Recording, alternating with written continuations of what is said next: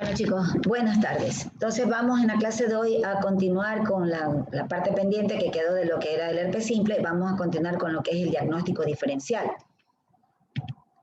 Entonces miren, aquí tenemos un diagnóstico diferencial bastante importante cuando se trata del herpes a nivel labial. Recuerdan cuando hablamos del herpes simple a nivel labial, que generalmente es el tipo 1. Y dentro de este tenemos a la llamada cheilitis de cualquier tipo, pero básicamente más la cheilitis atópica. Cheilitis, bueno, básicamente este está hablando de una inflamación, de un eczema a nivel de lo que es el labio. Pero justamente la cheilitis atópica, es decir, la que se observa en los individuos con esta situación, este antecedente de ser atópicos, es que rebasa ampliamente el borde del bermellón. Miren, este es el bermellón del labio, o sea, lo que sería el labio propiamente de la persona. Si ustedes se fijan, la inflamación, el eritema lo tiene inclusive por fuera, lo que es la piel. Y en ocasiones, como esto ya da prurito, ardor, obviamente, entonces el paciente lo puede confundir y va a estas alturas y con estas características y el médico va a decir, ah, sí, tiene un herpes. Pero fíjense ustedes que no hay el antecedente de presencia de las vesículas. Ahora bien, recuerden ustedes que no siempre podemos ver las vesículas en su estado natural y resulta que sobre todo cuando es en estas zonas, pues el herpes a veces las vesículas son chiquitas. De hecho pueden ir desde 1 milímetro hasta 0,5. Recuerden que ese es el concepto de vesícula, una colección líquida, pero que va desde 1 milímetro hasta 0,5 centímetros de diámetro, ¿no? Entonces, eso en ocasiones cuando son muy pequeñitas, pues no las podemos ver y a veces el paciente ya se ha hecho tratamiento, por lo cual nos podría inducir a este diagnóstico diferencial. Pero fijarse bien cómo rebasa el borde del bermellón. Además, cómo se va instalando en forma insidiosa. Para que una persona con un herpes llegara a tener de una forma muy irregular, siempre comenzó en algún punto, ¿verdad? Siempre, y los antecedentes, los factores predisponentes, ¿no? Eso es lo importante. Bien, y en este caso el antecedente de la atopía que debe tener esta persona. Luego tenemos acá las llamadas aftas, ¿verdad? Tal vez algunos de ustedes conozcan algún paciente que tengan estas aftas que son recurrentes. Son estas úlceras, como ustedes están viendo aquí. Asimismo, miren que tienen el fondo amarillento y están rodeadas de ese halo eritematoso. Pero importante es destacar que estas aftas pues no cursan con ninguna otra sintomatología, no hay fiebre, son escasas, pueden haber 2, 3, a veces las que se llaman miliares pueden haber en mayor cantidad, pero no en la cantidad como veíamos de la gingivostomatitis herpética. Recuerden ustedes que había muchas a nivel de toda la cavidad oral, inclusive en los pilares anteriores y posteriores de la faringe, ¿verdad? En este caso es solamente esto y que son pues obviamente dolorosas, son estas de tipo autoinmune. Acá tenemos otro diagnóstico también que es muy frecuente, que tienen que ustedes saber también diferenciarlo. Y en este caso, miren ustedes, es al exantema fijo medicamentoso. En realidad, yo les puse la foto acá arriba de una lesión en el antebrazo, porque es para hacerles comprender que se trata del mismo proceso, solamente que a nivel de la piel se observa así, como una mancha violácea redonda, como lo estamos viendo aquí.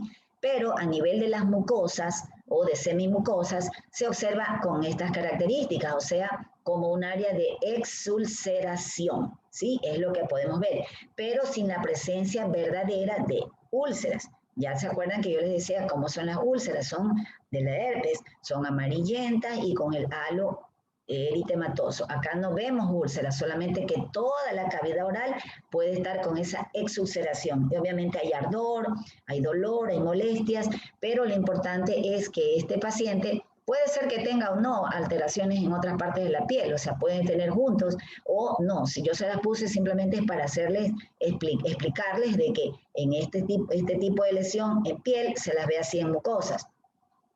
Ya vamos a ver que también se las ve así a nivel de los genitales, por ejemplo. Entonces puede causar esa complicación, digamos, ese diagnóstico diferencial. Algo importante es el antecedente de la ingesta del medicamento. Recuerdan el término que les digo fijo, es porque vuelve a salir siempre en el mismo lugar. Entonces, por favor, preguntar. Y el paciente a la final le dice, no, doctorita, la verdad es que esto me sale unas 2 o 3 veces en el año, así me suelen decir. Entonces uno con más razón, el herpes es recidivante, entonces sí es un herpes. No, sino que coincide que esas 2 o 3 veces en el año es porque se tomó el medicamento. Ya saben, la automedicación. Entonces la gente por ahí le duele una rodilla, algo más, se tomó el AINE y se le produjo. O tuvo algún cuadro de alguna infección y ellos van y se automedican, o le da a alguien de la farmacia o a un médico mismo, pues no sabe que tiene una alergia y le produce el cuadro. Entonces va y lo confunden con herpes. Entonces hay que tener mucho cuidado con estos diagnósticos. Acá tenemos, miren, también a las dermatitis alérgicas de contacto. Estas también son uno de los cuadros de diferenciales bastante frecuentes, ¿no? Sobre todo en el que es el herpes cutáneo. Recuerden que les decía el herpes simple cutáneo.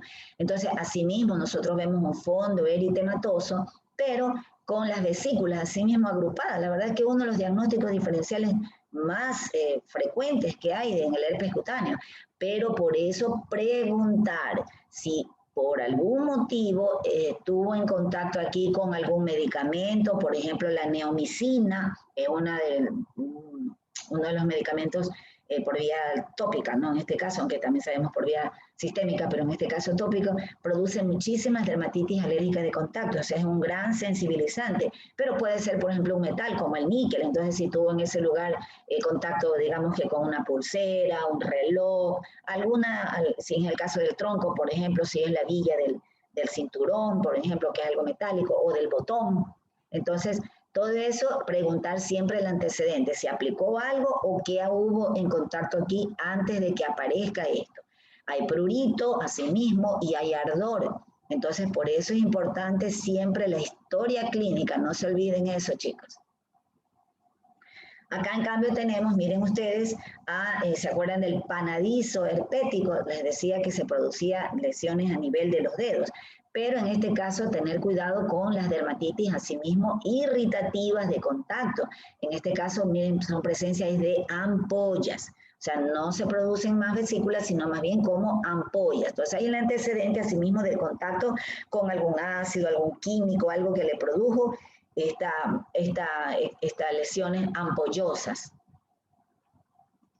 También tenemos una enfermedad que se denomina la enfermedad de mano, pie, boca. Entonces, en este caso vamos a ver presencia de pequeñas vesículas, en este caso miren ustedes en el dedo, ¿sí? Entonces tenemos las lesiones en las manos, también ese mismo paciente tiene lesiones en los pies, miren ustedes aquí las vesículas, ya saben ustedes que siempre a nivel de palmas y plantas las vesículas están como más profundas, no más encastadas, el estrato córneo más grueso. Entonces, en este caso va en el pie, y luego tenemos que el mismo paciente tiene lesiones a nivel de la boca. Entonces, posiblemente le consulte por las lesiones de las manos o tal vez la de los pies y no se da cuenta de lo que tiene a nivel de la cavidad oral. Pero si usted se fija, las lesiones, las pequeñas úlceras que tiene en la cavidad oral son amarillentas, son rojas, como ustedes están viendo aquí, no son amarillentas. ¿Se acuerdan que vuelvo a insistirle? En el herpes son más bien amarillentas rodeadas del halo eritematoso. Acá tenemos, miren ustedes, estas pequeñas ulceritas, pero que son más bien rojas, o sea, eritematosas, ¿no? Eso es importante. Esto es también una infección por virus. Acá tenemos, recuerden, una que siempre se las estoy mencionando y es la dermatitis herpetiforme. Recuerden ustedes que yo les decía aquella enfermedad cutánea que está en relación con la enfermedad celíaca. Entonces, y que es debido a una intolerancia al gluten. Entonces se producen múltiples vesículas, recuerden que eso ya se los puse como diagnóstico diferencial y por eso está el nombre, pero no es nada en relación con el herpes.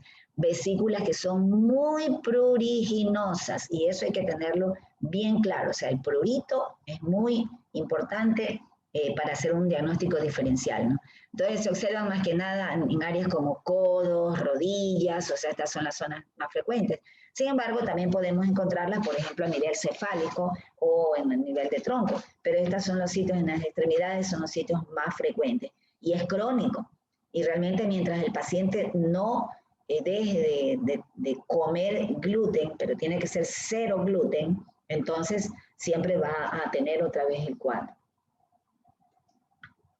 También tenemos otro, en el caso del panadizo herpético, un diagnóstico diferencial con este problema que se llama eczema disidrótico o disidrosis o ponfolix, así también se lo denomina. Entonces, en este caso, nosotros vamos a ver, en realidad se forman múltiples vesículas, aquí alcanzamos a ver algunas, las cuales son muy pruriginosas también, se localizan en dedos, básicamente en la parte distal de los dedos, pero puede abarcar cualquiera, inclusive desde la raíz, ¿no? Entonces, esto, debido al prurito, pues la persona se lastima y llega a producir estas exulceraciones. En realidad está en relación con alergias también. Miren ustedes, por ejemplo, en este caso, este paciente con la disidrosis o ponfolix, miren cómo la tiene en este caso en la parte de la palmar propiamente, ¿no? Y en la parte en la raíz del dedo. Entonces, miren, son vesículas, como ustedes están viendo aquí, asimismo están en grupos, el fondo se ve eritematoso, pero aquí no hay dolor, lo que hay es prurito, hay prurito, en algunos casos el prurito puede ser leve, moderado y en otros muy severos. Entonces, a veces cuando es severo, la persona pues se rasca tanto, se lastima y va a producir áreas de exulceración. Obviamente ahí te arde, tienes otras molestias, ya dolor, puede haber una infección sobreañadida de tipo bacteriana, pero es debido a lo que el paciente se lastimó. ¿Sí? Otro diagnóstico diferencial que nosotros tenemos que descartar es el prurigo por insectos, o sea, son las llamadas picaduras de algunos insectos en pieles sensibles. Por ejemplo, pueden ser que tenga por picaduras de las chinches, las típicas estos insectos hematófagos que suelen haber pues, en personas, no hay mucha higiene a nivel de la casa, entonces habita esa chinche a nivel de los colchones, a nivel de estas camas así como muy viejas de madera, o sea, en todo caso son hematófagos y producen justamente este tipo de lesiones. Pero como todas las lesiones de prurigo, prurigo viene de prurito justamente, entonces pican muchísimo, ¿no? Entonces eso es lo interesante, la persona pues le aparecen de repente y investigar si es que dentro de la vivienda, en estas áreas, como decían las camas, haya estos tipos de insectos. Y en este caso también tenemos otra enfermedad que es muy frecuente en nuestro medio, sobre todo en la región costa especialmente, que es la dermatitis por Paederus. Dermatitis por Paederus, que comúnmente se la conoce como el fuetazo. No sé si ustedes la conozcan ese término, pero algunos probablemente sí. El fuetazo en realidad es una dermatitis irritativa de contacto. Fíjense ustedes, no es alérgica. En realidad, el Paederus es insecto que bueno, produce justamente esta enfermedad, pero es de una manera accidental. Resulta que el insecto tiene en el área ventral del tronco, tiene una pequeña bolsa que contiene en su interior una sustancia muy irritante llamada paderina. Entonces esta paderina, pues en contacto con la piel va a producir una inflamación, una dermatitis, como lo dice su nombre, que va a producir inclusive en otras ocasiones, en caso si hubo demasiada cantidad del contacto, inclusive ampollas. Entonces, ¿qué es lo que sucede? En el momento, el insecto es nocturno, entonces, como lo podemos ver, siempre es en áreas obviamente descubiertas, no áreas donde está cubierta con las ropas, con las prendas. Entonces, en este caso, las personas, digamos que dormidas, siente que el insecto le está por ahí caminando sobre la piel, entonces, por hacerlo a un lado, ¿no? Inconscientemente, pues lo va apretando y rompe la bolsita que les digo, y esa paderina queda en contacto con la piel produciendo esto. Entonces, la historia clínica nos ayuda. Esto, hay ardor, hay prurito como tal, pero más que nada ardor, y el inicio brusco, repentino, y generalmente aparece en la mañana. Entonces, el paciente dice, bueno, yo me acosté bien, no tenía nada, y hoy amanecí con esto, ¿no? Entonces, eso nos indica, en primer lugar, porque el insecto, como les digo, es de tipo nocturno, y luego, pues, aparece al día siguiente.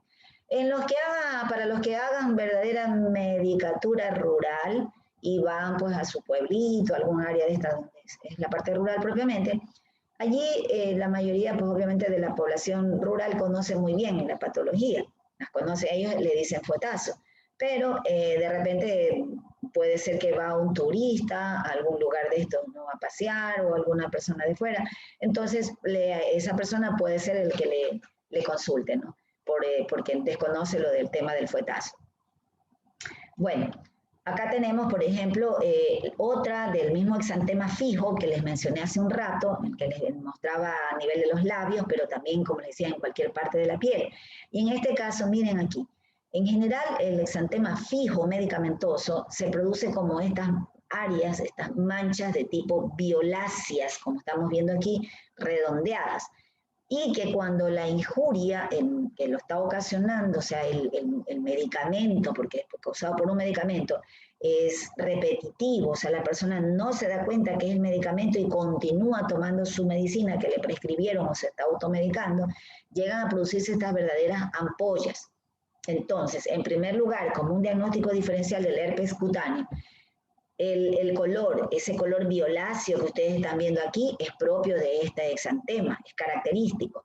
Por otra parte, así con ese aspecto redondeado que lo tiene, entonces, y el antecedente de que el paciente está tomando esa medicación. Puede ser cualquiera, pero generalmente es frecuente con las sulfas, pero también con los AINES. Pero repito, he visto pacientes con amoxicilina, he visto pacientes con dicloxa, o sea, es cualquiera, ¿no? Pero los más frecuentes son los que les acabo de mencionar.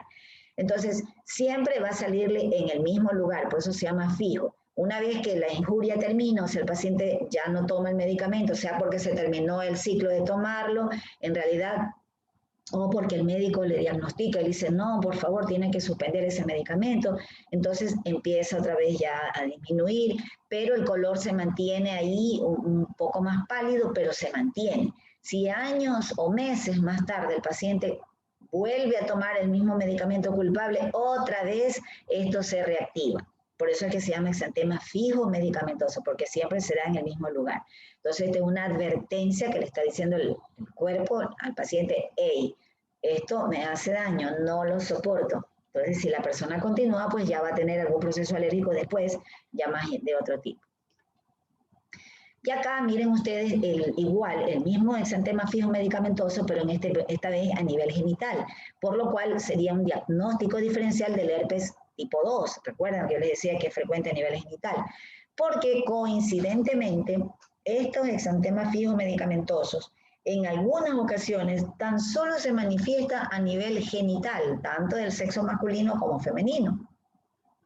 Entonces, producen estas áreas de exulceración. En general, no siempre vamos a ver en estas áreas de semimucosa la coloración violácea, sino que el paciente nos llega con estas áreas así exulceradas. Hay ardor, hay dolor, obviamente, porque es una zona demasiado sensible. Sería como en el caso de la cavidad oral, ¿no? Que es mucosa también. Entonces, en este caso, se produce esta alteración de exulceración. Y el antecedente es siempre el medicamento. Entonces, no olvidar preguntarle si ha estado tomando el medicamento y de todas maneras revisarle, porque a veces sí tienen en otra área, por ejemplo, a nivel del tronco, en otra parte, en el dorso, que a la final el paciente no lo ha visto, o no le toma importancia, no lo relaciona que es con lo mismo, ¿no? Entonces, no olvidar siempre la historia clínica, la importancia de preguntar los antecedentes. Y ahora sí, miren, vamos a ver los tratamientos, el tratamiento que le vamos a dar al herpes simple, ¿no? Bien, en el caso del herpes simple, digamos que el simple labial, que es el más frecuente, en el nivel pues, de ambos es el más frecuente. Recuerden que yo les decía, el más agresivo es el tipo 2, pero el más frecuente realmente es el tipo 1. Ya sabemos que desde niños, la persona ya lo adquiere. Entonces, en realidad es más frecuente, y cuando la persona ya aprende a descubrir o a comprender cuáles son los síntomas, los pródromos, antes de que aparezca el brote, pueden utilizar tratamiento tópico, por ejemplo, el mismo aciclovir. El aciclovir en crema es muy efectivo, pero solamente sirve en los pródromos. Una vez que la persona tiene la erupción, y más todavía cuando ya tiene las vesículas, realmente no produce una mejoría tan rápida. Se cree inclusive que produce más bien un alargamiento del proceso de repitalización. Entonces, es preferible más bien dar fomento, secante y por vía oral. Eso es lo ideal, ya vamos a ver. En el caso, pues cuando son niños, miren ustedes, de preferencia dar, y sobre todo en el caso del herpes simple neonatal, recuerden que hablamos el intraútero y el intraparto, ya les explicaba que eso tienen que irse a una UCIN porque tienen que ser por tratamiento del aciclovir intravenoso. Bien, ahora en caso de los niños ya con solamente un panadizo herpético, a pesar de que es doloroso, pues, pero ya sería algo por medio de suspensión, entonces damos aciclovir a una dosis de 20 miligramos por kilo día y ese total lo repartimos justamente cada 6 horas, ¿no? Durante solo 5 días. Ojo, no pasar de los 800 miligramos, o sea, suponiendo que nos toca un niño obeso, no pasar de los 800 miligramos. Ahora, para mayores de 12 años ya se puede dar aciclovir de 200 miligramos 5 veces al día durante 10 días. En el caso de que tengan, sobre todo, por ejemplo, si ya tenemos un niño que sea por abuso sexual o porque la criatura ya desgraciadamente tenga pues, una actividad sexual precoz, o dependiendo algún factor, se puede dar pues el aciclovir ya, por este caso, por vía oral, ¿no? Ya pues puede ser suspensión o puede ser también por vía ya cápsulas. Esto pues recuerden que sí tenemos a nivel público, ¿no? Lo que no hay es suspensión, eso sí la verdad es que siempre hay nomás en las cápsulas, eso es lo que está en el sistema, por lo menos así es en el nivel del seguro. Bien, entonces, algo también recuerdan cuando hablábamos de la gingivoestomatitis herpética, ¿se acuerdan que tiene cialorrea? Y con la cialorrea pues es difícil deglutir, no podían justamente deglutir la saliva, más difícil que puedan tomar una medicación. De allí que si ese cuadro pues realmente estamos viendo que está complicado, es necesario también pues hospitalizarlo, ¿no? Entonces, dar el aciclovir por vía intravenosa, porque generalmente no lo soportan. En el caso de que sean niños, bueno, ya en personas ya adolescentes o que ya podamos decirle, bueno, por favor, trata de hacer lo posible, se lo podemos dar en forma de suspensión. La suspensión también viene en presentación de 200 miligramos por 5 ml, entonces si ya puede en ese caso, sino que más chiquititos, a veces les digo, son niños de 1 o 2 años que no hay manera de ayudarlos, entonces en ese caso hay que darles nomás por vía intravenosa. Ahora, ¿qué hacemos con el herpes recurrente? Entonces ya una vez que la persona le dio su prima infección y ya sabemos que de ahí en adelante muy posiblemente le dé 2, 3 veces en el año, una vez al año, y en cambio hay pacientes que pueden tener, como del herpes tipo 2, pueden tener brotes múltiples, hay unos hasta de una mensual, o sea que realmente les altera muchísimo su índice de calidad de vida, el DLQI, como se conoce. Entonces es muy importante que nosotros, nuestro papel de médico no solamente es pues dar un medicamento para ese momento, sino también ver la parte emocional del paciente, el trastorno, recuerden que les decía el trastorno que la patología le esté ocasionando al paciente. Entonces, bien, en primer lugar, pues enseñarle a que el paciente sepa cuándo va a tener los pródromos. Después él solito los va a encontrar, pero al principio uno le debe de explicar, mira, vas a tener sensación como que te pica, como que te arde. Hay pacientes que te dicen, yo siento que algo me camina por ahí, tengo una molestia y pum, a las horitas ya tengo el brote. Entonces, para que en ese momento el paciente pueda hacer un tratamiento, miren esta palabrita que suena fea, abortivo, pero no es de aborto de la persona, sino que es del herpes, ¿no? O sea, para evitar que se produzca el cuadro. Entonces, en estos casos se ha visto un gran éxito con la molécula llamada valaciclovir, que es realmente la molécula hija, porque la molécula madre, la original, es el aciclovir, pero el aciclovir tiene una menor absorción. En farmacología, ustedes deben recordar eso, que los medicamentos tienen pues una absorción y una vida media. Entonces, el aciclovir como tal, su absorción es muy inferior que al del valaciclovir. Por ende, realmente para estos tratamientos supresivos, o sea, rápidamente para cortar ese cuadro, nosotros utilizamos de preferencia el valaciclovir. Y miren ustedes, a una sola dosis de 4 gramos. Sin embargo, tengo que explicarles que el valaciclovir viene en una dosis de 500 miligramos por cada cápsula. Entonces, en este caso, pues serían 8. Entonces, a veces si tú le dices, tómate 8 tabletas, la persona va a decir, wow, muchísimo. Pero en realidad es porque tenemos que llegar a los 4 gramos. Pero entonces podemos dividirle 2 gramos con diferencia de 12 horas, no más. ¿Sí? Entonces, con eso realmente es muy eficaz.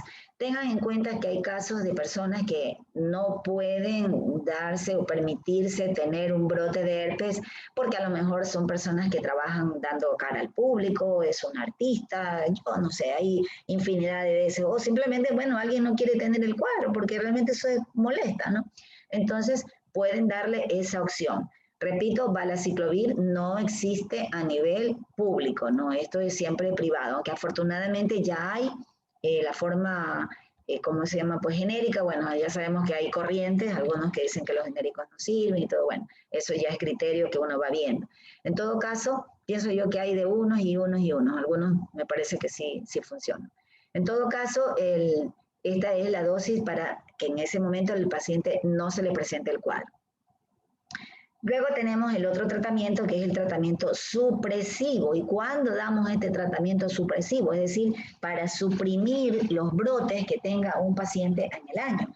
Entonces, en este caso, nosotros tenemos que analizar cuántos brotes tiene el paciente en el año. Preguntarles. Ya les decía que les altera mucho su índice de calidad de vida. Entonces preguntamos cuántos brotes tiene. Entonces, si es mayor a 5, ese paciente requiere un tratamiento supresivo, porque realmente sí le está alterando su vida. Recuerden ustedes, este generalmente es con el herpes tipo 2, entonces generalmente está a nivel genital. Por ende, pues su vida, si es una persona que tiene pues su pareja, obviamente va a tener... que va a querer estar sin el problema. Entonces, mucho. Recuerden además que les decía que el herpes a veces pues puede estar como un portador asintomático. Entonces, es preferible darles así cuando ya tienen más de 5 brotes al año. Significa que realmente, en general, estos pacientes son portadores. Bien. Entonces, se da en este caso el aciclovir, ahí sí lo podemos utilizar a una dosis de 400 miligramos 2 veces al día por un año. Entonces, o mejor aún todavía el valaciclovir a una dosis de 500 miligramos, que yo les decía que es como se presenta este medicamento, asimismo 2 veces al día por un año. Siempre antes de iniciar cualquiera de estos medicamentos tenemos que hacer un control del perfil hepático y del renal, porque realmente las personas que tienen alguna insuficiencia hepática, algún trastorno hepático, pues van a tener dificultad con el metabolismo de estos dos medicamentos, y de igual manera con la excreción si es alguien que tiene insuficiencia renal. Entonces hay que tener, por favor, cuidado con eso. Entonces siempre hacer exámenes antes de iniciar el tratamiento y periódicamente en los controles. Pero con eso lo que logramos es que el paciente pueda estar a veces años sin el brote. Pero ya sabemos que el herpes no se cura. Pero ojo, no se ha demostrado que el herpes, el virus del herpes, vaya a producir cáncer. Por si acaso, no lo produce. Es importante. A veces hay pacientes que, no sé, alguien le dijo, leyeron en esas páginas de internet que no tiene, que cualquiera coge y escribe, tiene un blog, y hay gente que no, sin ningún escrúpulo suben cosas que no deberían. Entonces siempre explicarles que no se haya demostrado que el herpes produzca cáncer. Es diferente cuando veamos verrugas, ¿no? Que algunas cepas sí son oncogénicas. Bueno, en este caso, ahora dejamos ya a este primer grupo del herpes 1 y tipo 2, estamos todavía en los alfa herpes virus, entonces ahora vamos a estudiar al alfa herpes virus tipo 3 o herpes virus varicelae, es decir, aquel que produce la varicela. Esta es la forma primaria de presentación de este virus. Entonces todos conocemos muy bien, tal vez alguno de ustedes haya tenido o conozcan a algún paciente que les haya dado la varicela, todos la conocemos, ¿no? Entonces, realmente la vamos a ver pues, de forma más somera, pero en realidad me interesa mucho que la recuerden muy bien, porque en realidad la siguiente patología que vamos a ver es más de tipo de interés mucho de tipo dermatológico, esto lo suelen ver muchísimo en pediatría. Pero de todas maneras vamos a recordar justamente, como les decía, el agente causal, que es en este caso el herpes virus varicelae o herpes virus tipo 3. El periodo de incubación de esta infección es amplio, ¿no? Pues de 10 a 21 días, pero se reconoce como término medio 14 días. Algo que lo caracteriza es su cuadro clínico especial, que tiende a ser el polimorfismo lesional. ¿Y qué significa eso de polimorfismo lesional? Es decir, que en un mismo individuo, en un mismo paciente, vamos a encontrar diferentes tipos de lesiones de la evolución de la varicela. Por ejemplo, un paciente, todos inician como mácula, pápula, vesículas, estas vesículas se hacen turbias y finalmente se hacen costras. Eso es la evolución de la erupción. Pero van evolucionando en brotes. Así que en un paciente, digamos que lo empezamos a ver desde el primer día, fue con el primer grupo de las vesículas. Esas vesículas, perdón, de las máculas. Primero son máculas y esas máculas en horas se van a transformar, o al final, al día siguiente, ya son pápulas. Y esas pápulas van a evolucionar a hacerse vesículas. Y esas vesículas, como le decía, en costra. Pero así como ese primer grupo va adquiriendo esas diversas características, va evolucionando, siempre va viniendo un segundo grupo, o sea, una segunda oleada. Entonces, ya tenemos otra vez, si ya esas máculas evolucionaron a pápulas, ya tenemos otro grupo de máculas. Luego esas pápulas se hicieron vesículas, pero ya tenemos otro grupo de máculas y las que ya en segundo grupo teníamos de máculas ya están en pápulas, ¿sí también? Entonces ya tenemos máculas, pápulas, vesículas y así. Cosa que cuando nos toca ver al paciente, que rara vez lo prevemos desde el primer día, nosotros lo vemos que ya tiene 3 o 4 tipos de lesiones a la vez. O sea, tendrá máculas, tendrá por ahí otras pápulas, también tendrá vesículas y tal vez ya le vemos costras. Entonces el polimorfismo es lo importante. Otra característica es que tiende a ser centrípeta, es decir, que tienden a concentrarse más las lesiones a nivel de la parte central del cuerpo, por ejemplo el tronco. Y esto nos da una pauta muy importante cuando veamos el herpes zóster. Entonces, sin embargo, la varicela se inicia en sentido caudal, es decir, comienza desde la cabeza. Y esa es una cuestión de que nosotros a veces cuando tenemos dudas nos olvidamos de este punto y confundimos con otras lesiones exantemáticas que tengan vesículas o peor aún las confunden con ampollas. Yo he visto pacientes que han ido y dicen, no puede ser, doctora, a mí, mi mamá dice que a mí sí me dio varicela de niña y ahora está teniendo el cuadro típico. Pero posiblemente lo que sucedió es que de niña le dio fue algún impétigo ampolloso, el médico que la vio le confundió y le dijo, señor, es varicela. Y no era varicela, sino que era un impétigo ampolloso o cualquier otra infección o alteración de tipo vesiculosa y la confundieron. Entonces, eso es lo importante, varicela no te da 2 veces. Entonces te da la prima infección y después lo que te podrá dar es herpes zóster, ¿sí? Eso es importante. Bien, bueno, se ha visto por ahí casos de que a lo final, 90 años después, en la que realmente se te acabó totalmente tu sistema inmune, puede ser que te dé, ya les voy a explicar. Pero en todo caso, es la forma primaria. Entonces, esto nosotros tenemos que buscar siempre a nivel de cuero cabelludo. Entonces, allí ya seguramente están vesículas. Y también dentro de la cavidad oral, porque la varicela sí afecta también a las mucosas. Entonces le revisamos el cuero cabelludo, le vamos a nivel de la cavidad oral, entonces ahí juntamos con el cuadro clínico que ya vamos a ir viendo, o sea, el malestar que tiene el paciente. Entonces eso es importante para nosotros orientarnos al diagnóstico de esta enfermedad. Tiene pues 3 estadios, básicamente. En primer lugar tenemos el estadio prodrómico, que ya vamos a ver justamente qué síntomas o qué manifestaciones tiene, el periodo de estado, propiamente donde ya está exantemático, y la convalescencia. Esto es muy importante, inclusive porque ustedes, cuando ya ustedes hagan la rural, probablemente la gente ya esté yendo los niños ya estén yendo a la escuela, al colegio, entonces pues tendrán que dar un certificado, ¿no? Y a veces en la escuelita o en el colegio, a mí me ha tocado que la maestra no lo quiere recibir si el médico no manda que ya lo autorice a ir, ¿no? O sea, que no vaya a significar contagio para otros niños. Y tienen razón, ¿no? Es una enfermedad demasiado contagiosa. Y tan es así porque la verdad es que la varicela es muy contagiosa porque la forma de contagio básicamente es por las gotitas de fluye al hablar, ¿no? Eso es característico, es decir, por las secreciones respiratorias. Pero también hay contagio por lesiones cutáneas, excepto cuando ya todo es costras. O sea, cuando ya no hay vesículas, ya no hubo más brotes de vesículas, ya al final por ahí le quedan unas costras, esas costras ya no contagian, pero mientras haya vesículas, sí es contagioso. Entonces, vamos a ver aquí justamente, como les decía, el periodo de incubación, que puede ser de 10 a 21 días y ahí es asintomático.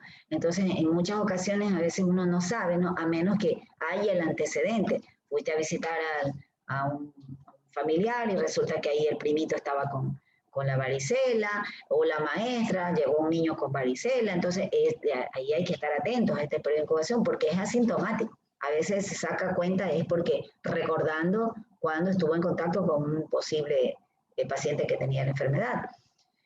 En el periodo prodrómico, en cambio, pues dura horas o hasta 3 días antes, y en este caso, pues los síntomas que son inespecíficos, o sea, no son propios de la enfermedad, pueden aparecer como en cualquier otra infección. Tenemos fiebre que no es tan elevada, sobre todo en el caso de los niños. Los síntomas son, digamos que más moderados.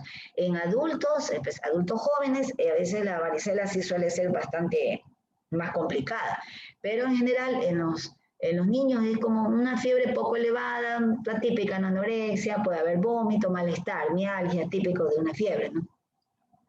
Luego ya viene el periodo de estado, y en este periodo de estado ya se caracteriza por el exantema, ¿no? Esa erupción que afecta, como les decía, no solamente a la piel, sino también a las mucosas.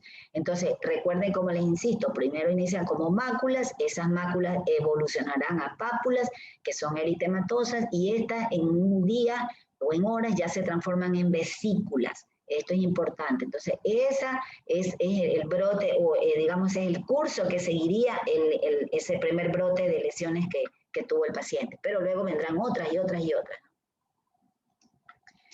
Algo importante que nos ayuda cuando tenemos a un paciente para poder estar seguros de que se trata de la varicela, aunque la verdad es que hay muchos pacientes que, de hecho, la mamá misma, la abuela la lleva y dice, tiene varicela, o sea, y a veces es increíble que nosotros los médicos no tengamos bien claro el diagnóstico. Bien, entonces algo interesante es el tamaño y la forma, o sea, pues hasta 0,5 centímetros de diámetro, son grandecitas, sobre todo a nivel de la piel, o sea, hasta medio centímetro, y más que nada lo que llama la atención es que son tensas, o sea, son bien templaditas, ya las vamos a ver. El contenido en su primera etapa es claro, es transparente, y el fondo es eritematoso, entonces simula, como dice aquí, las gotas de rocío. Ya les voy a mostrar fotos. Entonces, como que fuera una gota de rocío sobre un pétalo de una flor, porque está rodeado de ese halo rosado. Entonces, por eso es que parecería como la hojita, un pétalo de una flor, y que es rosadita y que le hubiera caído una gotita de agua, ¿no? Por eso son las gotas del rocío de la mañana.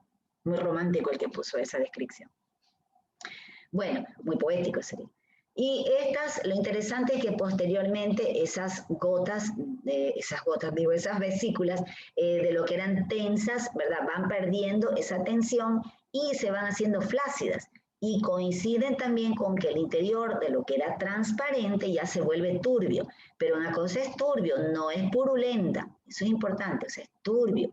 Luego, esto ya en un periodo de 2 a 4 días se vuelven costras, y esas costras, ese grupito de costras se van a caer en unos 4 o 6 días. No deben dejar cicatriz, pero ustedes me van a decir, pero doctora, ¿qué pasó? ¿Cuántas personas no conozco que tienen las cicatrices por la varicela? Sí, pero es que no debería quedar cicatriz. ¿Cuándo queda cicatriz? ¿Por qué? Porque las personas se sacan prematuramente la costra, es decir, recuerden, la costra es una protección que tiene en ese momento la exulceración que tiene la piel. Entonces, es hasta que solita se desprenda, porque simplemente está permitiendo, le está como cubriendo una protección hasta que se reepiteliza el tejido. Pero si le sacamos la costra, lo que va a cicatrizar, digamos, entre comillas, como por segunda intención, y por eso es que va a quedar esa marquita, que da mucha pena, porque le suele quedar realmente unas cicatrices muy feas si la persona se la saca. Y realmente a veces se la sacan por apurados, porque quieren enviarlo rápidamente a la escuela o al trabajo, si es que le toca a un adulto joven, y produce eso. O también por el prurito. El problema es que la varicela es muy pruriginosa. Miren, aquí tenemos lo que yo les explicaba. Si ven cómo las vesículas son transparentes, son bien tensas, ¿sí? Templaditas, y el fondo que está eritematoso, ¿no? Entonces parecería, como decía poéticamente, un pétalo de una flor y que tiene encima el rocío de la mañana. Aquí, por ejemplo, algunas ya están rotas, sí, probablemente porque el paciente se ha rascado o porque ya está evolucionando en forma normal. Las lesiones pues tienden a ser más intensas o agruparse en mayor cantidad a nivel del tronco, y esto es muy importante cuando veamos el herpes zóster ya mismo. Posteriormente, como les decía, en primer lugar, el tamaño pues ya le digo hasta 0,5, o sea, es variable, pues puede ser, pero hasta 0,5 de ahí no va a pasar, o sea, medio centímetro. Pero miren ustedes, aquí hay algunas pequeñitas, ¿sí ven? Entonces, a veces ese es el problema, que las personas se confunden, ¿no? El médico.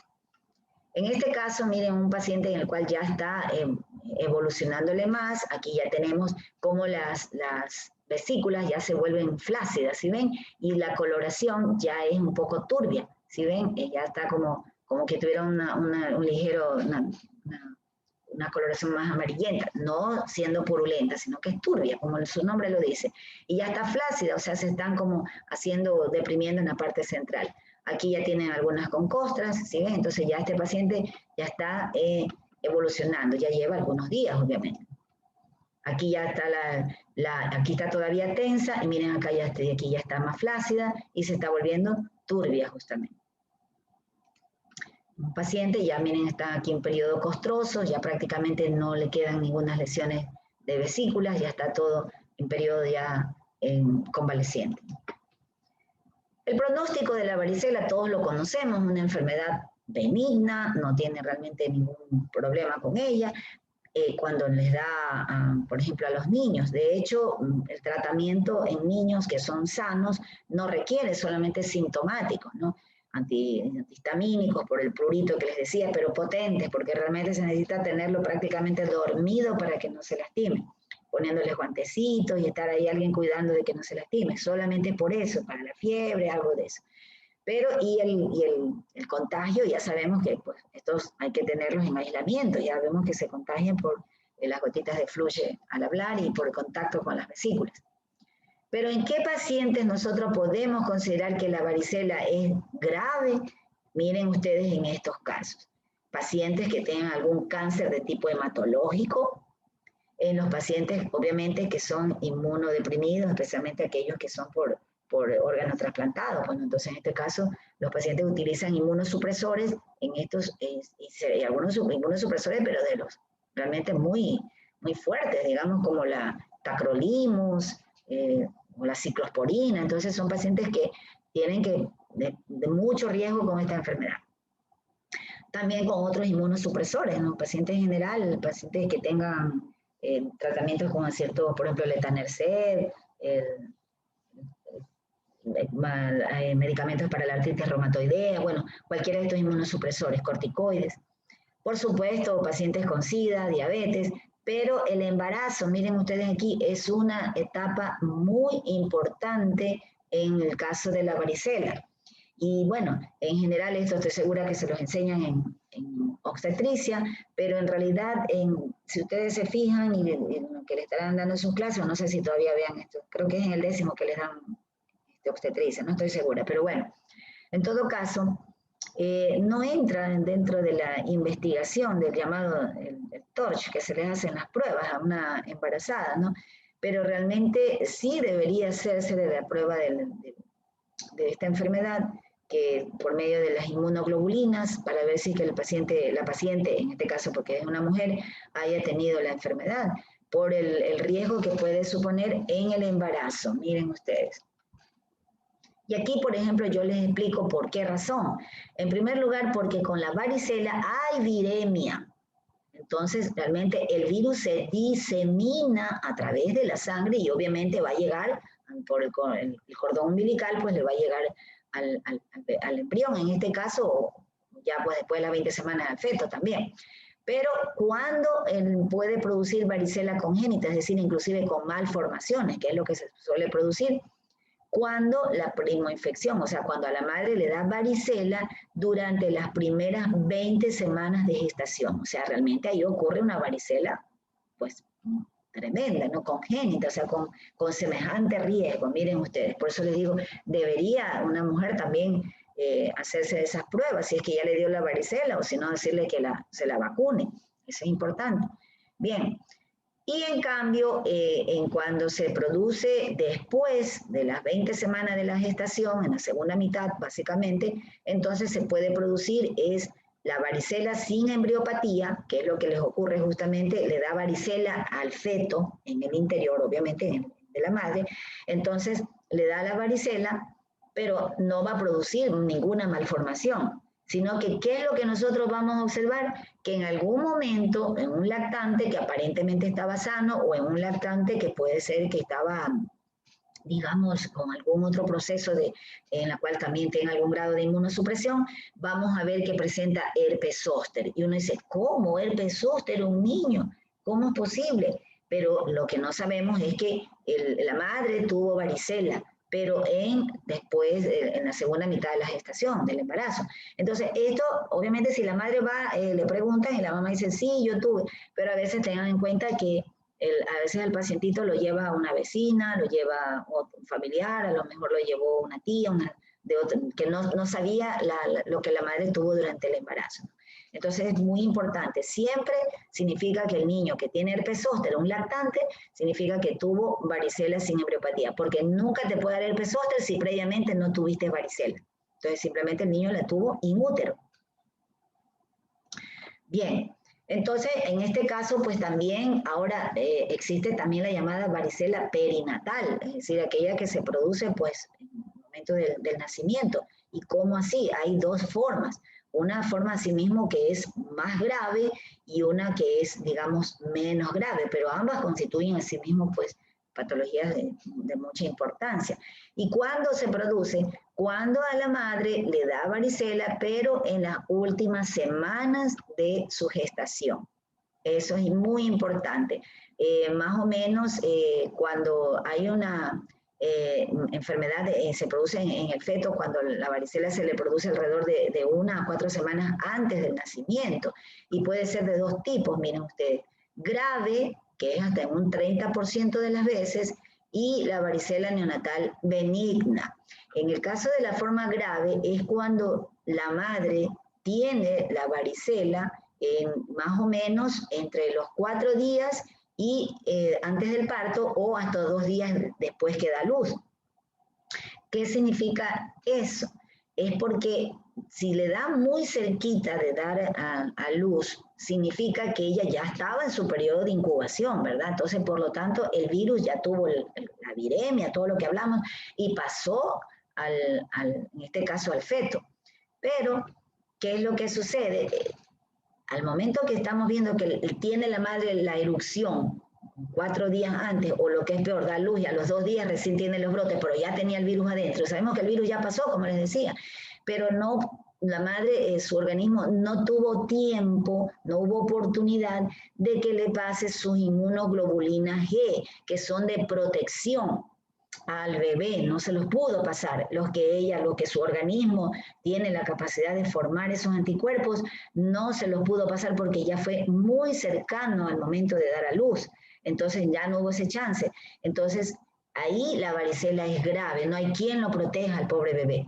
Pero en cambio, si la madre tiene la erupción entre unos 5 o 22 días antes del parto, significa que sí hubo tiempo de que se le formen sus anticuerpos, los IgG, y estos tuvieron así misma oportunidad de atravesar la placenta y llegar al feto, y de esa manera lo protegen parcialmente al recién nacido. Por ende, la varicela que tendrá, en este caso el neonato, será menos grave, o sea, será benigna, como se dice. Entonces, sí se dan cuenta.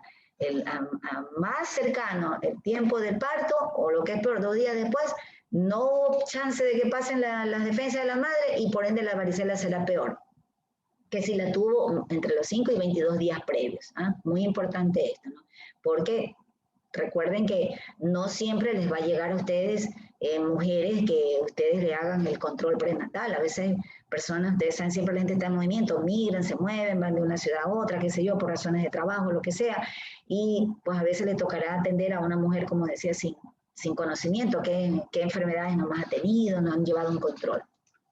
Entonces, bueno, la varicela, como les decía, grave, pues tiene miren ustedes, la erupción es generalizada, asimismo, pues hay daño a nivel de los órganos internos, ¿no?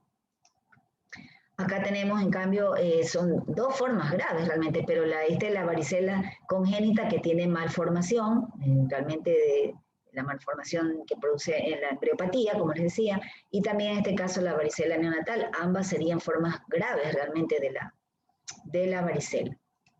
Acá tenemos en cambio ya pues la forma benigna, que tiene sí la clásica lesiones de la varicela, pero en la cual la madre sí tuvo la oportunidad de pasarle sus inmunoglobulinas. Ahora, ¿cuál va a ser la conducta que nosotros tenemos que tener frente a una embarazada y que no ha sido vacunada? O sea, el antecedente que hubo el contacto, digamos que le llegó la maestra de la escuela, o le llegó, bueno, cualquier paciente que, no, doctor, que lo que pasa es que me llegó mi primito, yo he estado con varicela, yo no sabía, no me avisaron, bla, bla, bla. Entonces, ¿qué es lo que nosotros tenemos que hacer? Justamente, es administrarle la inmunoglobulina. No es la vacuna, por favor, es inmunoglobulina que es específica de la varicela. Entonces, lo ideal, y yo se lo he resaltado aquí con rojo, que se debe iniciar antes de las 72 horas de ocurrido el contacto. Bueno, esto es como quien dice lo ideal. Hay algunos textos que igual yo se los he traído porque hay algunos autores que indican de que se lo puede poner hasta 96 horas de la exposición, o sea, inclusive hasta 10 días, porque la verdad es que siempre va a ayudar, va a contribuir a que sean menos agresivo el cuadro, ¿no? Entonces imagínense todavía una mujer embarazada y con varicela y todo, es tremendo. Entonces siempre no está de más aplicarlo dentro de los primeros 10 días, ya después ya no tiene sentido. Pero lo ideal, inclusive, para prevenir que haya el brote es poniéndolo en las primeras 72 horas. ¿Y en quiénes lo vamos a hacer? Justamente en embarazadas que sean susceptibles, las que acabamos de mencionar, es decir, que desde el punto de vista inmunológico tienen negativas las inmunoglobulinas, o sea, no tienen inmunoglobulina G, no ha tenido varicela, entonces, o no la han vacunado, no recibieron la vacuna. Muy probablemente dentro del grupo de ustedes, que son la etapa de gente joven, que muchos de ustedes no hayan recibido la vacuna. En primer lugar, antes esa vacuna no era pública, y pues aquí al país llegó, si mal no recuerdo, por el 95, ustedes saben que antes las cosas no es que nos llegaban enseguida, ¿no? Entonces llegó un poquito tarde, y aparte de todo, pues siempre era cara, la ponían ciertos pediatras, o sea, en ciertos sitios, ciertas clínicas, entonces no todo el mundo tenía para pagarse la vacuna, así que hay mucha gente que o les dio la enfermedad o simplemente no les ha dado, y pues siempre tienen riesgo. Siempre hay estudiantes de medicina, hasta el año pasado que era presencial, 2 chicos hubieron con varicela y eran de la edad de ustedes. Entonces, bueno, en todo caso, en inmunodeprimidos, por cualquier causa, obviamente los recién nacidos de madres que tienen varicela en los últimos 5 días antes del parto o 2 días después, esto es importante, lactantes menores de 1 año en general, y que todos que hayan tenido riesgo de un contacto, ¿no? Los bebés prematuros por igual razón, y por qué no, también adultos que digan, bueno, hubo contacto con una persona que tiene varicela y no quiero que me dé, o sea, ya les acabo de decir que la varicela en los adultos es como más severa que en un niño, entonces pues vale la pena también ponerle la inmunoglobulina. Bien, ahora, no es la vacuna realmente es posterior, o sea que aquí les está diciendo, la vacuna es inmunidad activa. Una vez que ya pasa el tiempo, nosotros decíamos, desde el momento que sabemos que hubo el contagio, entonces nos esperamos 21 días y ya sabemos, no hubo brote, no hubo nada, qué bueno, ahí aproveche y lo vacuno. Pero mientras tanto la vacuna ahí no te sirve. La vacuna demora, ustedes saben, para actuar, y esto en cambio es agudo, es de emergencia.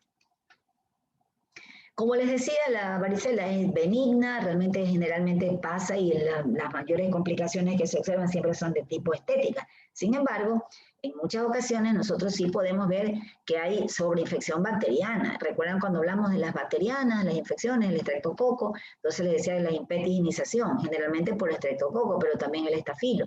Y que en el caso del estreptococo pudiera producirse un shock tóxico, justamente se veía en infecciones de varicela. Las neurológicas, que bueno, yo nunca he visto alguna, pero está descrita que puede haber ataxia cerebelosa, cerebelitis. Les acabo de decir, todas estas son, ¿por qué? Porque sí hay viremia. Entonces, realmente, ante una situación de esa, miren ustedes, pues el virus simplemente por vía hematógena puede llegar a cualquier lado. Entonces, todo esto es posible, ¿no? Y pues generalmente en pacientes que son con esa inmunodepresión. ¿Cómo hacemos el diagnóstico? Es clínico, realmente eso no lo vayan a olvidar, siempre el diagnóstico clínico, pero en realidad de repente pudieran ser que están en duda, pueden hacerle un test de sangre, si es que lo tienen ahí a la mano, entonces pueden hacer el test de sangre, ya saben, igual, se va a ver como todas las infecciones herpéticas, balonización del citoplasma, las células gigantes multinucleadas, y las inclusiones citoplasmáticas.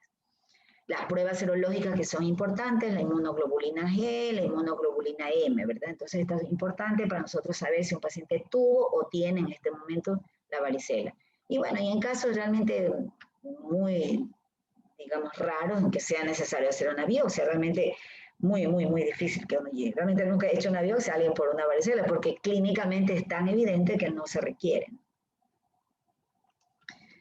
Como les decía, como generalmente los niños sanos no requieren supuestamente tratamiento, es lo que está indicado en la literatura, por ende el tratamiento solamente es sintomático, ¿no? Como les decía, antihistamínicos, si tienen fiebre, pues algo para darles mejoría al malestar, y básicamente es evitar que vaya a sacarse la costra en forma prematura o que vaya a haber una infección bacteriana sobreañadida. Ahora, en adultos o mayores de 12 años que sean sanos, pero que tengan riesgo por algún motivo, entonces se puede utilizar la dosis de aciclovir de 800 miligramos 5 veces al día durante 7 días, siempre tratando de actuar las primeras 24 horas. Entre más rápido nosotros actuemos es mejor, pero bueno, se puede dar así sea 2 o 3 días, porque recuerden que la idea es prevenir que siga habiendo replicación viral. Ahora, pacientes inmunodeprimidos, esto sí tiene que irse a hospitalización para que la aciclovir sea dada en forma intravenosa. Y ahora sí vamos a ver en cambio al herpes zóster, como yo les decía, que en este caso es una dermatosis de mucha importancia desde el punto de vista dermatológico, porque más que nada por las secuelas que suele producir, o también porque nos está indicando como un marcador cuando se presenta en adultos mayores, es que pues el paciente puede tener alguna malignidad. O sea, estamos hablando del abuelito de 80, de 90, en los cuales nosotros podemos verlo porque está indicando que el paciente puede tener algún cáncer oculto. O sea, es simplemente una baja del sistema inmune. Vemos que el agente causal es el herpes virus varicelae, ya sabemos que la forma primaria es la varicela y por su reactivación se va a producir este cuadro. Entonces, luego de un periodo de latencia largo, hay personas a las que nunca les da herpes zóster, o sea, les dio varicela de niños y pues murieron por cualquier otra causa y nunca les dio el herpes zóster. Pero toda persona que le dio varicela tiene latente el virus en su interior y en algún momento de la vida, por diversos factores que alteran su sistema inmunológico, va a producir el herpes zóster. Eso es muy importante recordarlo.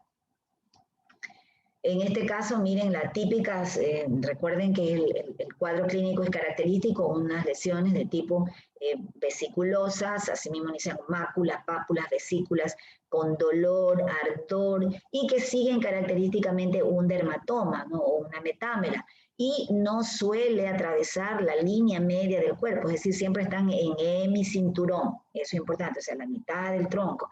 Este es el sitio más afectado. Recuerdan que yo les decía que la varicela es centrípeta y por ende la mayor cantidad de lesiones están en el tronco. Pues bien, una de las teorías, que ya la vamos a ver, se considera de que por qué se produce más el herpes zóster a nivel del tronco, está en relación con eso, porque ha habido mayor cantidad de las lesiones de la varicela a este nivel y se sabe que a partir de aquí el virus pues va a migrar, los que quedan, porque igual no todos se destruyen, con o sin medicación, así que nuestras células natural killer lo destruyan, pero de todas maneras algunos logran migrar hacia un ganglio sensitivo que esté más próximo, que en este caso pueden ser o los espinales, o sea, dorsales, o el sacro. Pero cuando es a nivel cefálico, es decir, si una persona ha tenido mayor cantidad de lesiones a nivel, digamos que de la cabeza, a nivel facial, de las varicelas, allí puede ser que le dé el herpes zóster a nivel facial, y ese es un cuadro muy doloroso. Muy bien.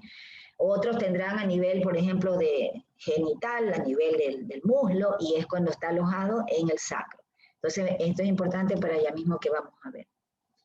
Se conoce muy bien, miren ustedes, cómo nuestro organismo en general tiene un mecanismo de defensa contra este virus.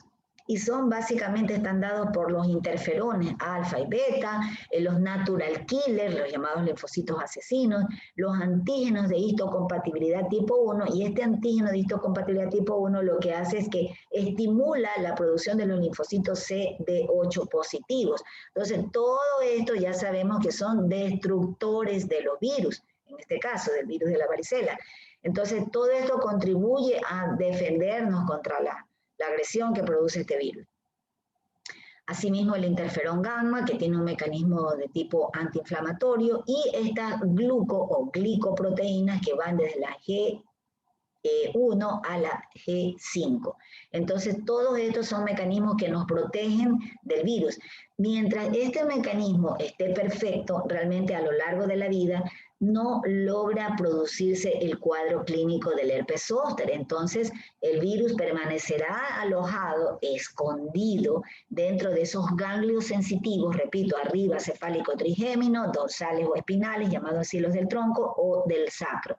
Ahí pueden permanecer el resto de su vida porque estos policías de aquí siempre van a estar vigilando de que no salgan a producir cuadro clínico.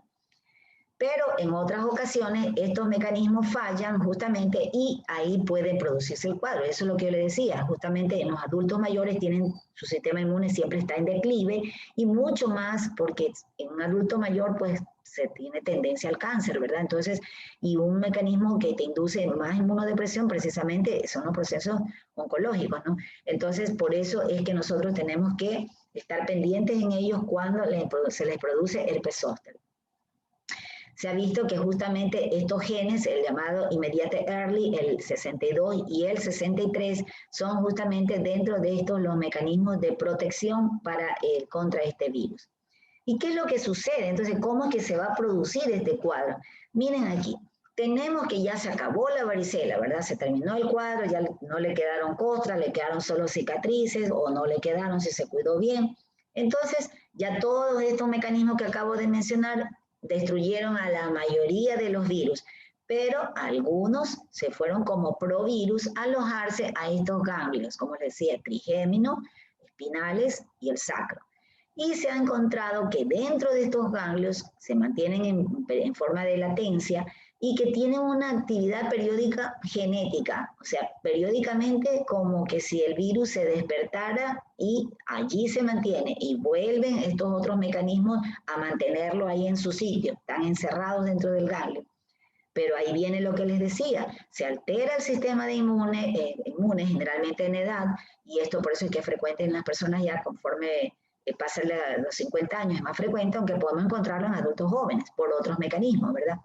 O por ciertas enfermedades, ya sabemos siempre, ya se los vengo repitiendo, medicamentos, los cánceres, sobre todo linfoproliferativos.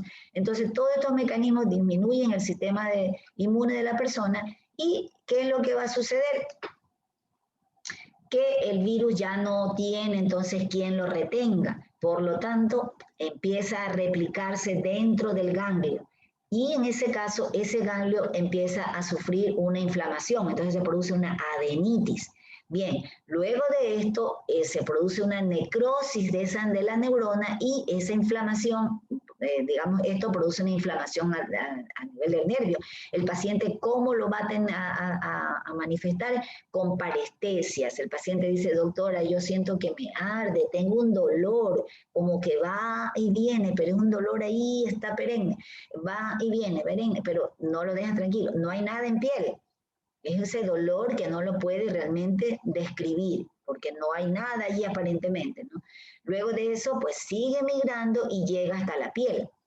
A nivel de la piel, en el sitio en los queratinocitos, vuelve a replicarse y en pocas horas aparece el cuadro. Ahora bien, esto puede durar algunos días. De hecho, este cuadro de las parestesias o la neuralgia, que se conoce como preherpética, es decir, antes que aparezca el brote del herpes propiamente de las vesículas.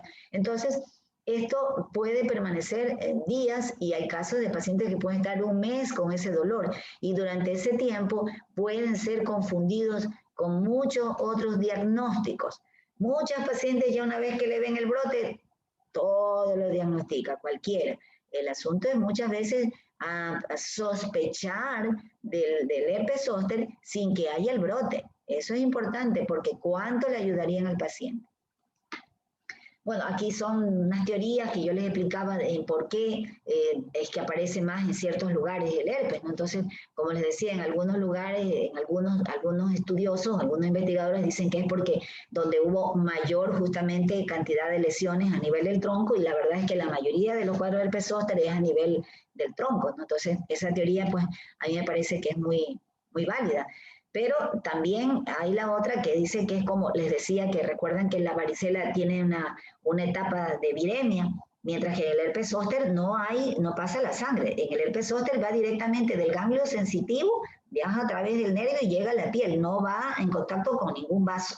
En cambio, la varicela sí. Entonces se considera que durante esa etapa hematógena que está ahí, pues puede ir a cualquier órgano. Y entonces, si alguno de esos virus viajaron hasta por vía hematógena digamos que hasta a nivel cefálico, puede ser que después se alojaron ahí en el ganglio sensitivo, en el trigémino, y va a producir después herpes zóster, digamos, oftálmico, o un herpes zóster a nivel, ya veremos, un síndrome de Ramsay-Hunt, ya vamos a ver.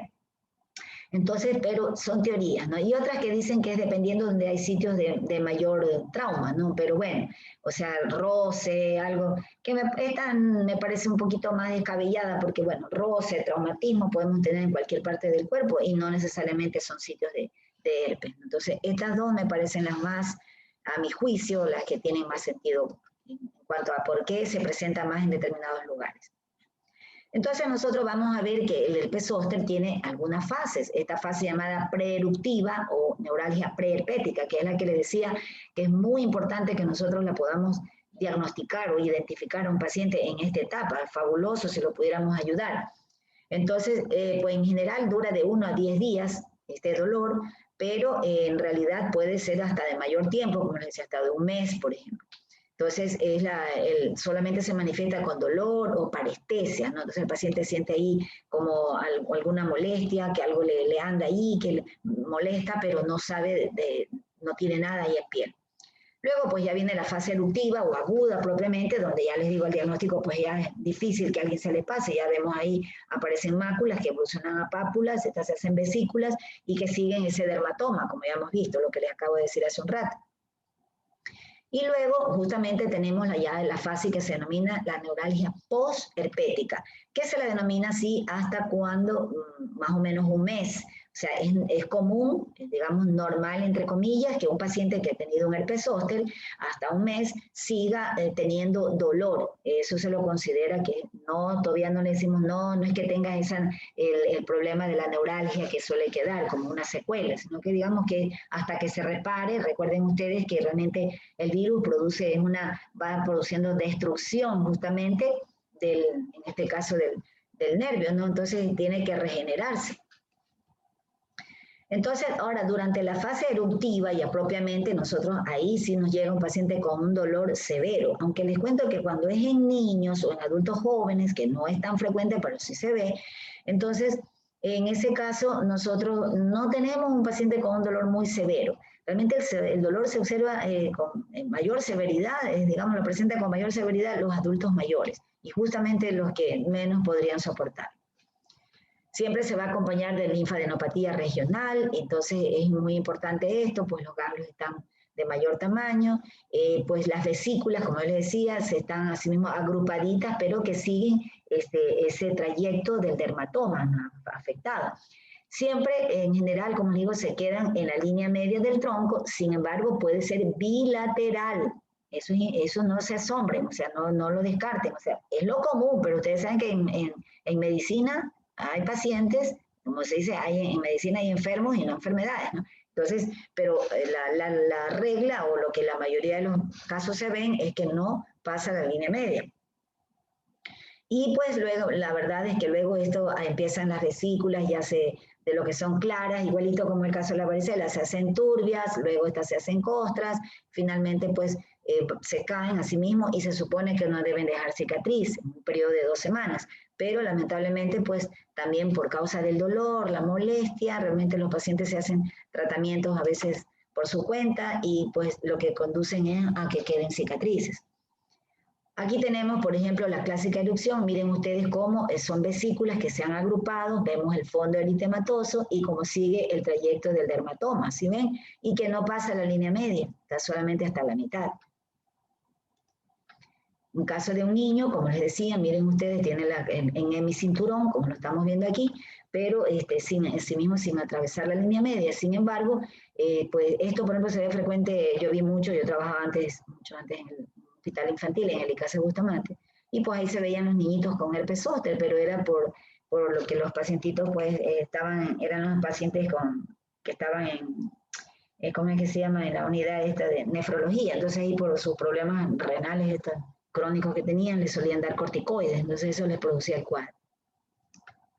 Miren ustedes la erupción vesiculosa agrupada que sigue 1 o 2 dermatomas, aunque pueden afectar a 3 dermatomas, entonces se conoce como el bimetamérico o trimetamérico, ¿no? Generalmente pacientes tienen, por ejemplo, el SIDA, ¿no? Esos pacientes son los más afectados. Puede afectar, cuando es el ganglio sacro, donde quedó alojado el virus. Miren ustedes cómo puede haber esta afectación a nivel justamente perianal y que a veces pueden confundirlo con herpes de tipo 2, y no, esto es el herpes zóster. Siempre vemos la mayor cantidad de lesiones aquí, pero revisen porque a veces en la cara interna del muslo hay 1 o 2 o 3 vesiculitas por ahí agrupaditas o de menor tamaño. Entonces, obviamente aquí están las lesiones de mayor tamaño, el dolor es muy intenso, aunque el herpes genital también duele mucho, el tipo 2, pero en este caso el dolor aquí es más intenso. Pero siempre revisar. Como les decía, ahora bien, hasta 30 días ya se lo considera que es normal que le quede ese dolor y luego ya involuciona. Pero ya cuando se le dice neuralgia posherpética, cuando ese dolor está persistente o es recurrente y dura de 30 días o más, hay casos de meses y años. Eso es duro cuando es una persona mayor. Entonces, esto es importante que nosotros le expliquemos a los pacientes. Y pues en general el dolor también se limita al área afectada. Y es muy importante que nosotros lo reconozcamos cómo es ese tipo de dolor. Es quemante y va y viene y puede estar localizado en cualquier área, en este caso siempre como siguiendo dermatomas, ¿no? Entonces hay que tenerlo presente en los casos, por ejemplo, cuando la afectación es a nivel del área precordial. Obviamente lo primero que a ustedes se les debe venir, como obviamente es una emergencia o un infarto, pero ya una vez que le descartan, no es un infarto, pensar siempre, nunca lo descarten al herpes zóster, porque es bastante común. Uy, como que está inestable en mi internet, espero que no se corte. Bueno, en todo caso, ese es un factor muy importante, ¿no? Los diagnósticos diferenciales. Puede ser que también en otra parte, en el lado derecho, y piensan que es una pleuritis, una neumonía a nivel del flanco derecho y piensan que es una apendicitis. O sea, ustedes se dan cuenta en cualquiera de esas partes, ¿no? Entonces, siempre sospechar, porque hay antes de la erupción, obviamente, ¿no? Y hay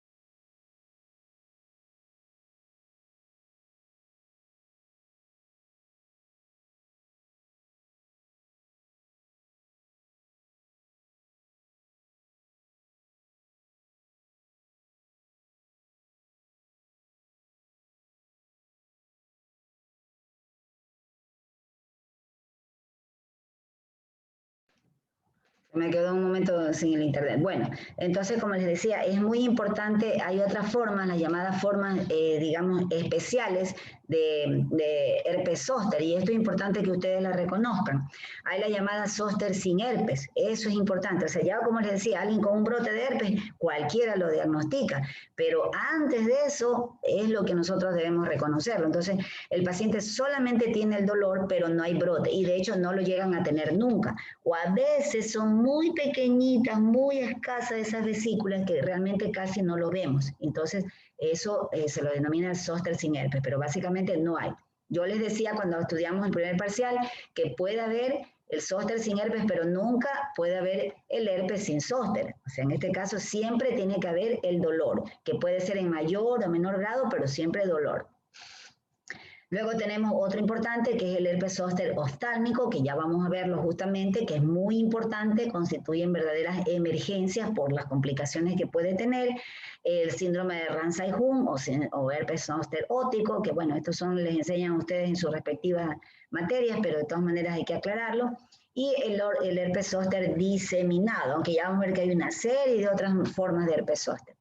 Aquí tenemos, miren ustedes, el herpes zóster oftálmico. Si ven ustedes cómo tiene el paciente edema, hay las lesiones justamente de las vesículas agrupadas, miren cómo sigue justamente un dermatoma aquí.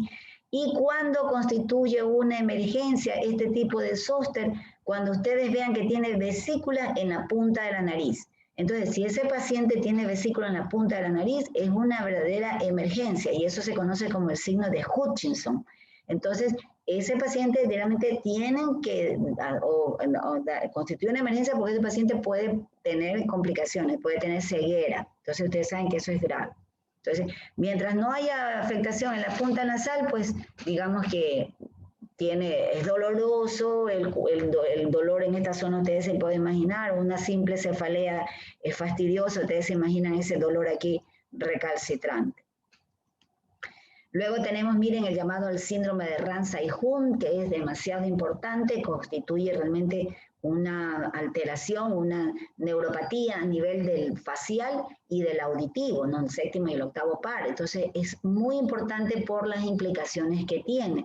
Realmente, en algunas ocasiones podemos ver que hay vesículas que están justamente a nivel en el conducto auditivo, pero no siempre las podemos ver porque es doloroso. O pueden estar en áreas preauricular o también a nivel de la concha, ¿no? Eso también. Pero no siempre podemos ver lesiones porque a veces toda la erupción está dentro del conducto auditivo, por ende no los podemos ver. El paciente tiene dolor, obviamente, pero algo que lo caracteriza es la presencia de hipoacusia, tiene acúfenos, vértigo, esto es importante, y parálisis facial, que se dice pues que es muy parecida a la parálisis Bell. Realmente es difícil de diferenciar, pero en todo caso esto es lo importante. Entonces el paciente tiene ese vértigo que realmente hay vómitos, realmente es la alteración muy brutal, el paciente se cae y a veces es increíble, tiene el vértigo y muchos médicos he visto que piensan que tiene problemas con el colesterol. Y no saben que el paciente está teniendo es un herpes zóster, en este caso del séptimo y el octavo par. Entonces, siempre tener presente la parálisis facial, ya a veces es después, pero inicialmente estos son las sintomatologías. Ahora, a nivel de la piel no siempre se ve, como les decía. Si nosotros podemos ver el exantema, justamente las vesículas a nivel de preauricular, pues que bien se la puede ver, o a nivel justamente por fuera, no todo lo que es la concha de la oreja, pero otras veces no. O podemos ver también lesiones a nivel de las paredes lateral de la nariz, en el paladar alto, inclusive en la parte lateral de la lengua, pero repito, no siempre se ve. Y a veces hay pacientes que se quejan de digeusia, no quedan con alteraciones en el gusto. Por ejemplo, este paciente aquí ha tenido, miren, ya está en etapa costrosa, en área preauricular, justamente, y se ve que ha tenido manifestaciones en el canal auditivo. Pero es el vértigo y no olviden la parálisis tipo Bell. Y tenemos el herpes zóster diseminado. En este caso, pues las vesículas están en todas partes, pueden estar en todo el tronco, vienen así como están imitando a la varicela, pero tiene las lesiones típicas de un herpes zóster, como estamos viendo aquí. Esto se observa más que nada en pacientes realmente con una inmunodepresión muy, muy severa. Miren ustedes, tiene aquí el clásico herpes zóster y acá tiene en el resto del tronco. Y miren, hay diversas manifestaciones, o sea, simplemente recuerden que es cómo el virus se diseminó justamente a través por vía hematógena, por medio de la varicela. Entonces, simplemente cualquiera de los nervios que salgan de alguno de estos ganglios sensitivos puede provocar el cuadro, ¿no? Entonces, algo interesante, por ejemplo, es que puede haber el herpes zóster, como les decía, que en general es unilateral, pero puede haber algunos que afectan a varios dermatomas, bilateral, el bimetamérico, el trimetamérico, como les decía.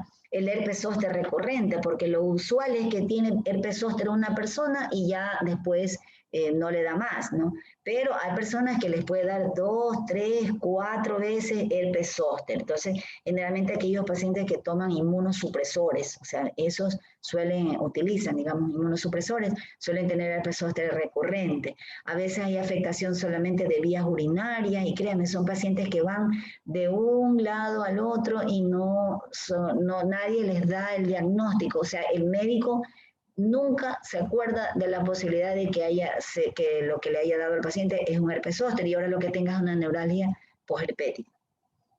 Siempre acordarse de eso, el dolor de origen indeterminado, o sea, que está ahí crónico. A veces acusamos a los pacientes, sobre todo cuando son del sexo femenino, pensamos que es un problema digamos, emocional, pensamos que la paciente debe ir a psiquiatría, qué sé yo, cuando realmente lo que tiene es un dolor verdadero, un dolor crónico, y que es debido a que está teniendo simplemente un herpes zóster, o lo que es peor, le queda una neuralgia posherpética.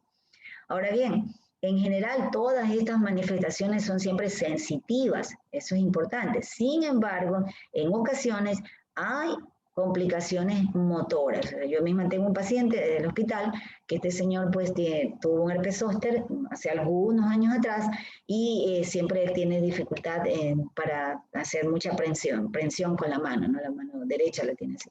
Entonces, y ya su herpes zóster lo tuvo como en 2012, algo así. Entonces ya tiene años con el cuadro.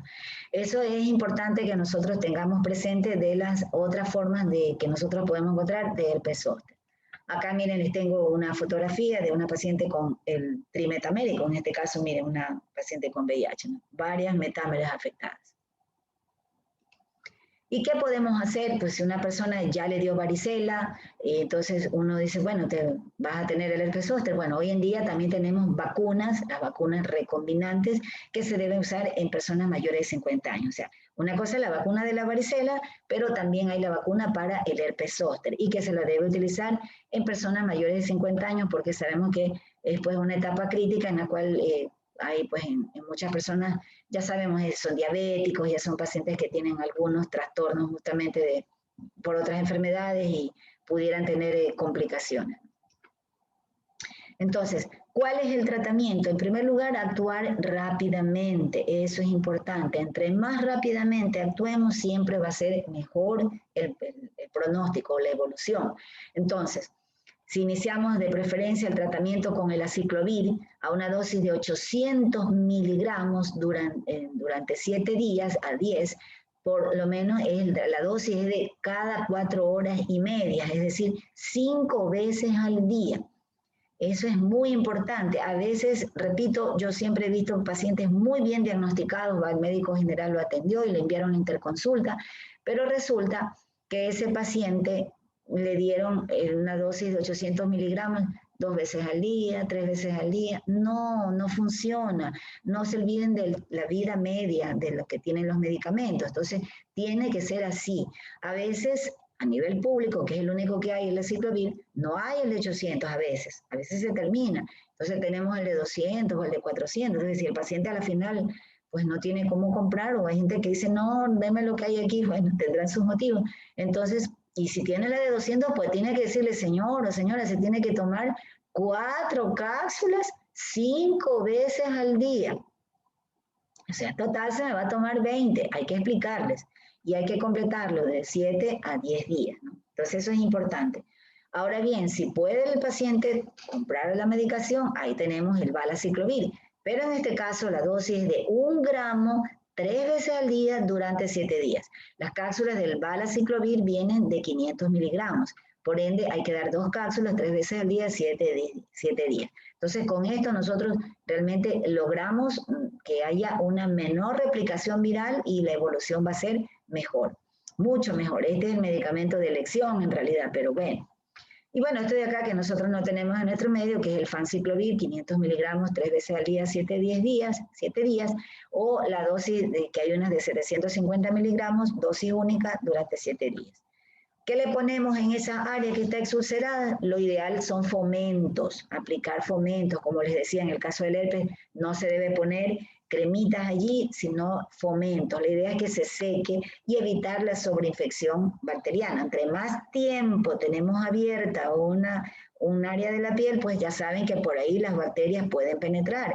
Entonces es de preferencia que no esté ahí mucho tiempo abierto. Por eso los fomentos son secantes, como digamos que puede ser solución salina al 0,9%, ayuda a secar muy rápidamente la lesión. Todo de preferencia por vía oral. Entonces, sabemos que es muy doloroso, entonces, ¿qué tenemos que hacer? Dar analgésico, y dentro de eso, pues, si el paciente tolera INE, se le da INE, si no, pues tramadol, y si no lo tolera tramadol, pues bueno, hay que ver qué opciones. Los mejores son realmente estos dos anticonvulsivantes, que es la pregabalina y la gabapentina. Entonces son excelentes medicamentos que, bueno, como les digo, son verdaderamente anticonvulsivantes, pero se observó hace muchos años atrás que tiene un efecto excelente como tratamiento del dolor neuropático.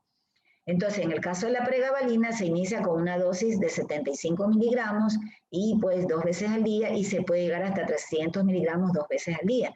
Si el paciente lo tolera, se puede dar rápidamente, ¿no? O sea, si ya el primer día lo tolero bien, le puedo aumentar en 2 o 3 días, le voy aumentando la dosis. Tengan en cuenta que el tratamiento es de largo tiempo, ¿no? Puede ser, tengo que darle durante a lo mejor unas 3 semanas o hasta un mes por el tema del dolor. Entonces, el problema con la pregabalina y la gabapentina es que pueden, de hecho, producen somnolencia y mareo. Entonces hay que explicarle estos efectos secundarios al paciente para que realmente esté el familiar, más que nada, esté atento al cuidado, ¿no? Y no vaya a producir, a tener una caída, por ejemplo, si es un adulto mayor. Ahora bien, en el caso del herpes zóster, no es contagioso como la varicela por el habla, porque solamente está en piel. Entonces el paciente puede estar ahí, excepto es si alguien no le ha dado varicela, por ejemplo un niño, y le tocara las vesículas. Allí a ese niño o a esa persona, si es adulto que no le ha dado varicela, a esa persona le va a dar varicela, porque es el mismo virus. No es que le va a dar herpes zóster, sino varicela, siempre y cuando esa persona no tenga o no esté haya vacunado o no le haya dado la enfermedad. Entonces, no es el caso de la varicela, que ese sí tiene que estar en total aislamiento. Estos no, de hecho son personas que realmente se sienten a veces rechazados. Yo he tenido pacientes que dicen, doctora, me tienen totalmente como si fuera un apestado, así me suelen decir, y son mayores, ustedes saben. Entonces uno tiene que decirle, no, a él o a ella ténganlo ahí, simplemente pues que nadie le esté tocando, una persona sea la única que se encargue de hacer el aseo, de cuidarle las lesiones, pero ni darle las medicinas. Pero el resto puede estar allí. No contagia como el herpes, como la varicela. En algunos casos, en muchos textos ustedes encontrarán autores que dicen que se puede utilizar prednisona a una dosis de 30 a 40 miligramos día durante 15 días y luego se va disminuyendo la dosis. Se considera que como este es un antiinflamatorio, lo que ayudaría es a disminuir el riesgo de la neuralgia posherpética. Es controversial, hay autores que lo defienden y otros que dicen que no han tenido mucho éxito. Pero en todo caso, está estipulado que se puede utilizar este tratamiento como medida preventiva de la neuralgia posherpética.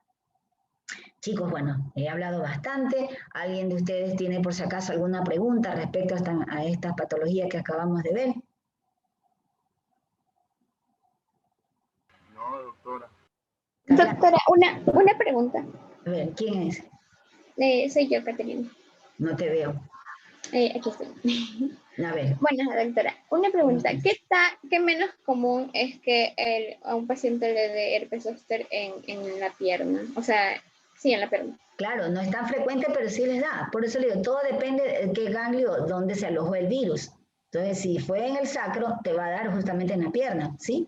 Les mostré el glúteo y otros en la pierna. O sea, yo he tenido pacientes que le afecta todo el glúteo y los muslos. Entonces, muslo, mejor dicho, porque siempre es generalmente de un solo lado y muy doloroso. O sea, sí te da. No es tan frecuente. Por eso les decía, ¿dónde es más frecuente? Tronco. Luego sí. A mi abuelita le di en la pierna. Oh, sí se ve. O sea, justamente hace unos mesecitos atrás tuve 2 casos de pacientes así a nivel de la pierna. Más frecuentes a nivel del tronco, por los temas, la explicación que les di hace un rato. Pero sí se puede dar. Gracias, doctor. De nada. Doctora, chicos, no se olviden de ir al Moodle, ya saben, para que contesten la pregunta y también a un foro, ¿sí? Ha sido un gusto. Buenas tardes.